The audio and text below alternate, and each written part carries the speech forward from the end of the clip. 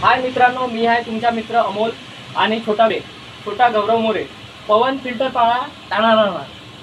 आज आपण आले हो एक दुसरे काकाजी आहेत, माझे सिक्युरिटी गार्ड काकाजी आहेत ते.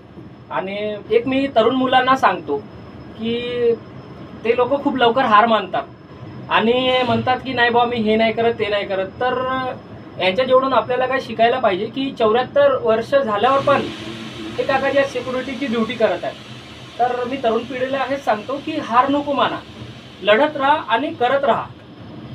कारण की ड्युटी आणि कमवायची काही वय आणि वयोमर्यादा नसते. माणूस केव्हाही कोणत्याही वयात माणूस कमवू शकतो.